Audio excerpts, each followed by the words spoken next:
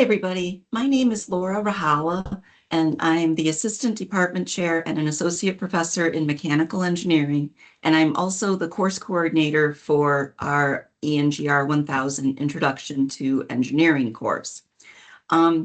Today, I'm going to tell you a little bit about the course and why we created this type of course.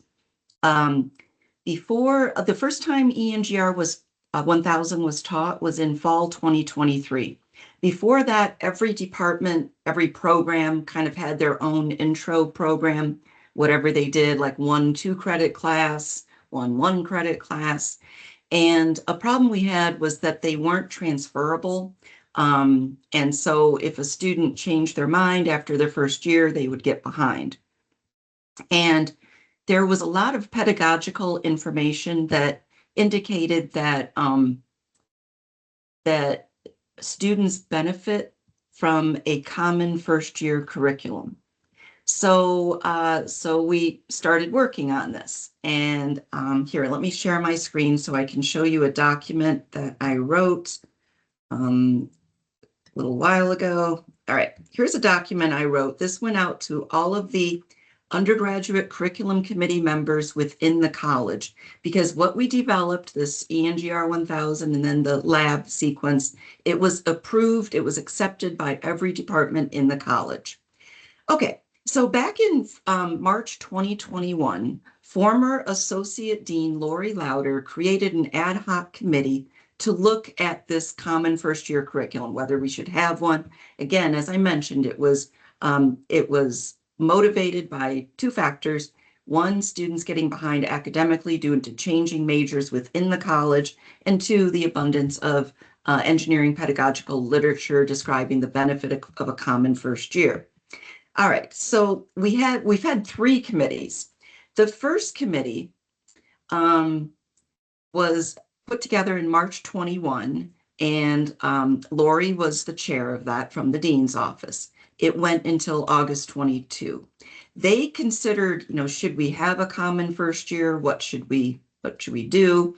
And then about 6 months later, a second committee, the Common First Year Intro Courses Committee, that was created, and that was chaired by Ronisha Worthy, who is now our assistant dean for student success.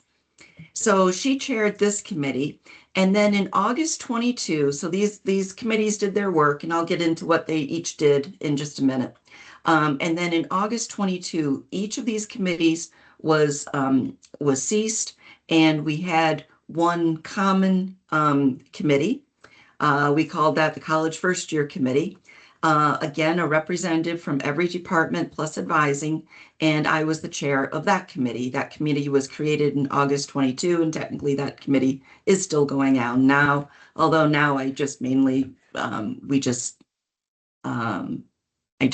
don't meet very often. Okay, so the first committee, the Common Curriculum, they benchmarked other programs, especially at our 2 universities, and they found 52 universities that were identified as having a common first year or shared intro class. And then they did a lit review, and they proposed a curriculum for a common first year. And if I scan down here, this is the curriculum that they proposed.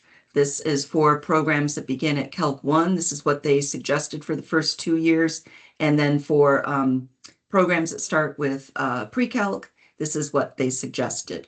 Notice here that ENGR 1000, the first semester, regardless of the math, and then we have XX 1001 lab. This was proposed for the second semester, also a 1 credit. And what this is, ENGR 1000, that's the class that you're teaching now. And that is it's a seminar, kind of a seminar course where different departments come in and talk about the benefits of the programs that they offer. And the students also get some information about services offered at KSU. The second semester, they have XX 1001 lab. Okay, so every program has their own lab. So in my department, ME 1001 lab exist. We also are going to have Aerospace 1001 lab. Aerospace just began when I'm recording this, so they haven't taught that yet, but they will be. So, so the students go 2 semesters, and then something that's big is that these labs are transferable. So if a student starts it out in mechanical and they're like, oh, I hate it, I want to go to civil engineering. So they change to civil, they don't have to retake the lab. So civil engineering will accept the ME 1001 lab and vice versa. So all of the programs accept as a course substitution a student's prior lab experience if they have changed majors, assuming that's why they would need the substitution. Okay, so that's what the first committee did. And then there was the intro course committee.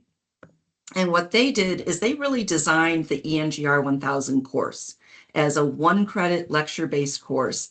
They also designed the idea of the design-specific lab also to be 1 credit, and they had a pilot.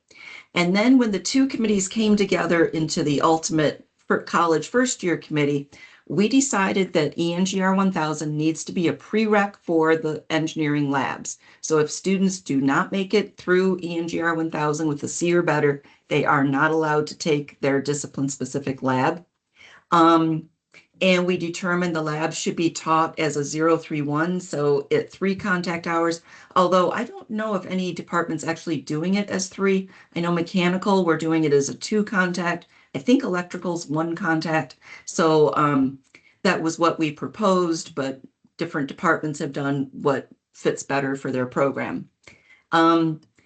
We decided that these labs are required for engineering standing, and students that were on earlier curriculum, they can do a course substitution to get credit for these courses. Okay, so that is a little bit about the motivation of why we did this, and that's the end of this video. Thank you for your attention.